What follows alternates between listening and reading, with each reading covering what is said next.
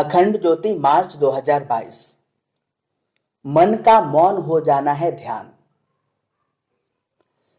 ध्यान मन का मौन है। मन का मौन हो जाना ही ध्यान है। मन का मिट जाना ही ध्यान है। मन का हमेशा हमेशा के लिए रुक जाना, ठहर जाना ध्यान है। मन का ऐसा मौन अस्थायी नहीं, स्थायी होता है। इसलिए यह मौन मरण है, मृत्यु है मन की, और मन का ऐसा मौन, ऐसा मरण ही ध्यान है। मन की मृत्यु ही ध्यान है। अचेतन मन व्यक्ति के कर्म संस्कारों, अच्छे बुरे अनुभवों, स्मृतियों का भंडार है। हमारा अचेतन मन हमारे द्वारा किए गए अच्छे बुरे, शुभ अशुभ, पाप पुण्य आदि कर्मों के संस्कारों का बसेरा है। अचेतन के इन्हीं संस्कारों के शोर शराबों से हमारा चित्त चंचल होता है। इसलिए ऊपर से शांत दिखते हुए भी हम अंदर से अशांत होते हैं। हमारे मन में रह रहकर शुभ अशुभ, पाप पुण्य आदि विचारों के तूफान उठते ही रहते हैं। फलस्वरूप हम अशांत, उद्विग्न, हताश और निराश होते हैं। हम आशा, निराशा, मान अपमान, हानि लाभ, यश अपयश, हर्ष विषाद, सुख दुख आदि के सुखद दुखद थपेड़े खाते ही रहते हैं। और जब तक हम इन थपेड़ों के बीच हैं, झंझावातों के बीच पड़े हुए हैं, घिरे हुए हैं, तब तक हमारे भीतर हाहाकार मचे ही रहेंगे। हमारे भीतर अशांति बनी ही रहेगी। यदि हम अपने अचेतन मन का पूर्णतः परिमार्जन कर लें, परिष्कार कर लें, तब हम आशा, निराशा, मान अपमान, हानि लाभ, जीवन मरण, सुख दुख, हर्ष विषाद से ऊपर उठकर, उनसे परे जाकर, उन सब से अप्रभावित रहकर सदा आनंद, शाश्वत सुख व शांति में स्थित हो सकते हैं, स्थित प्रज्ञ हो सकते हैं। पर ऐसा हो कैसे?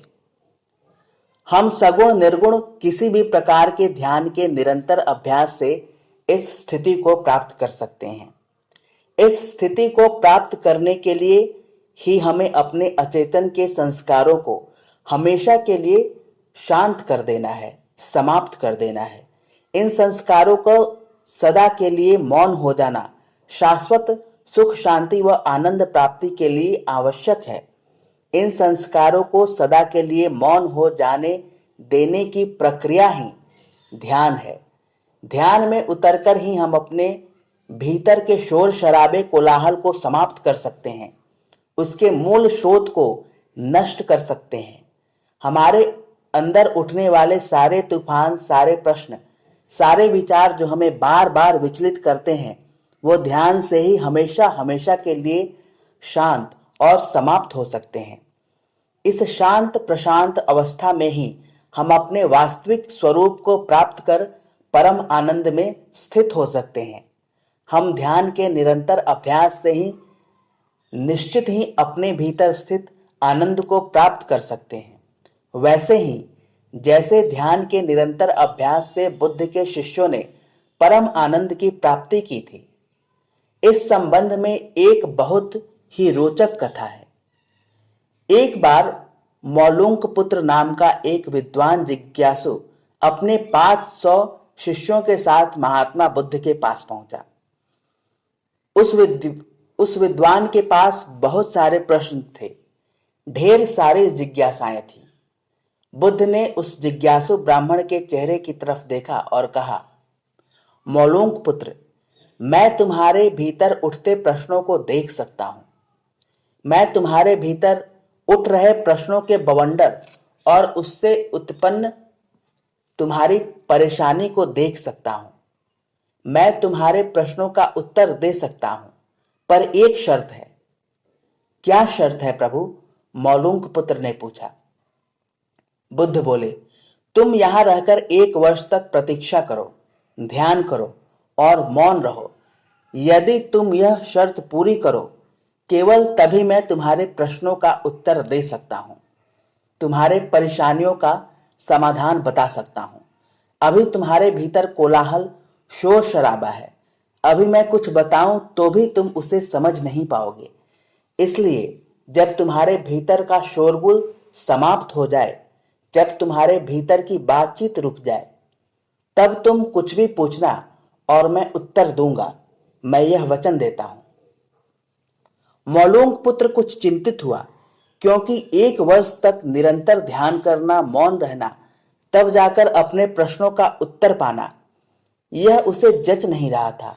और इसलिए वह मन ही मन सोच रहा था कि कौन जाने वे 1 वर्ष बाद भी उत्तर दें या न दें, और यदि उसके प्रश्नों का उत्तर दें तो उनके उत्तर सही हो, यह भी तो जरूरी नहीं।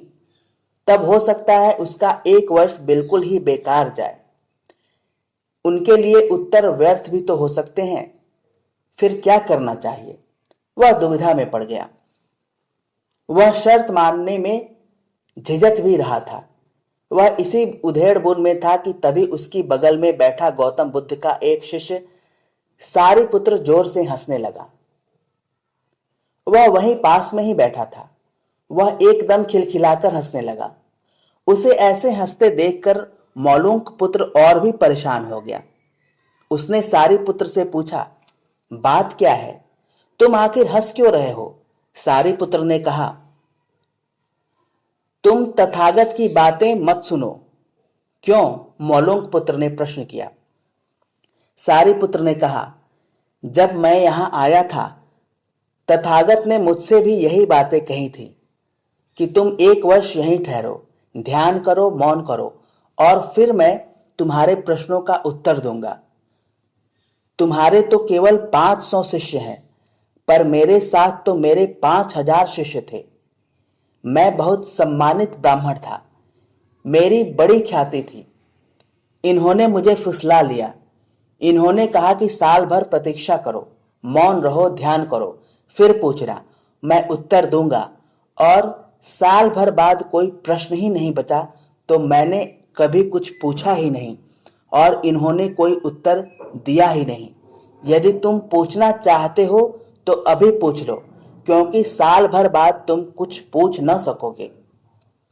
अंततः अंतः प्रेरणा से मौलूंक पुत्र ने बुद्ध के वचनों पर भरोसा करके 1 वर्ष तक प्रतीक्षा करने का निर्णय ले लिया।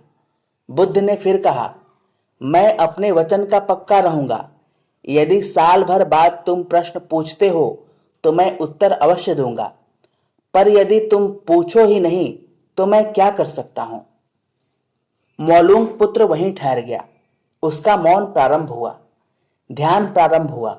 धीरे धीरे ध्यान ने उसके चित्त के संस्कारों को समाप्त करना प्रारंभ कर दिया। ध्यान में वह डूबता गया, उतरता गया। धीरे धीरे मन स्वतः ही मौन होता गया। भीतर की हलचल कोलाहल धीरे धीरे शांत होने लगी, समाप्त होने लगी। चित्त के संस्करण क्षीण होते गए, लुप्त होते गए, विलुप्त होते गए, और अंततः वह स्थिति आई कि उसका चित्त निर्विकार, निर्विचार, शुद्ध बुद्ध अवस्था को प्राप्त होने लगा।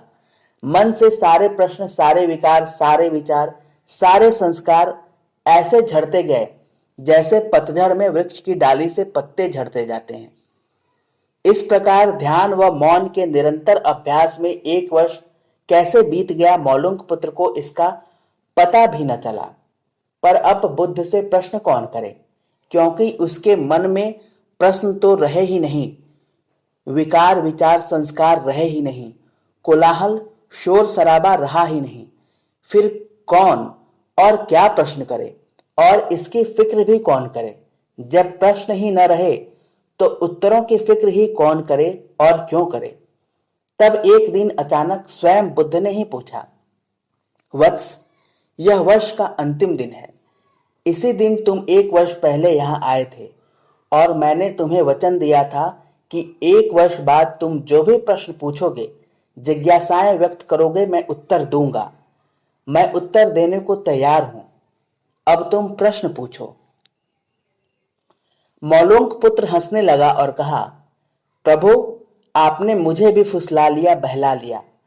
1 वर्ष बाद समझ में आया कि आपने मुझे यहां 1 वर्ष तक रुकने को क्यों कहा, ध्यान करने को क्यों कहा, मौन रहने को क्यों कहा। वह सारीपुत्र ठीक ही कहता था।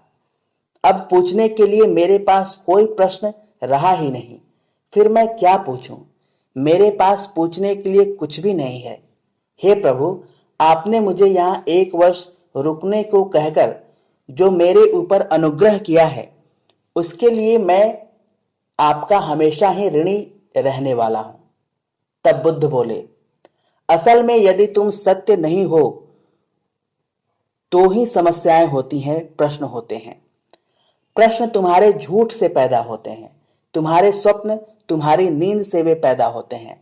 जब तुम सत्य होते हो, प्रामाणिक होते हो, निर्मल होते हो, ध्यानस्थ होते हो, तो सारे प्रश्न तिरोहित हो जाते हैं। वे आगे बोले, यदि तुम्हारे भीतर प्रश्न उठने बंद हो गए हैं तो मुझे उत्तर देने की जरूरत नहीं है। तुम्हें उत्तर स्वयं ही मिल गए हैं। ध्यान में, मौन में रहकर ही मन की ऐसी अवस्था उपलब्ध होती है जहां प्रश्न उठते ही नहीं। मन की प्रश्न रहित अवस्था ही एकमात्र उत्तर है। यही तो ध्यान की पूरी प्रक्रिया है। प्रश्नों को गिरा देना, भीतर चलती बातचीत को गिरा देना, यही तो ध्यान की प्रक्रिया है।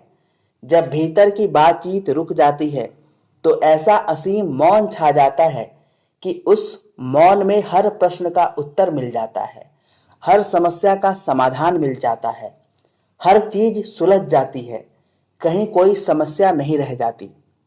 मौलुंग पुत्र सजल नेत्रों से बुद्ध के चरणों में गिर पड़ा। बुद्ध ने उसे उठाया और कहा, वत्स, आज से तुम भी दूसरों को उनके प्रश्नों के उत्तर ढूंढना सिखाओ, मन को मौन करना सिखाओ। यही ध्यान का सार है।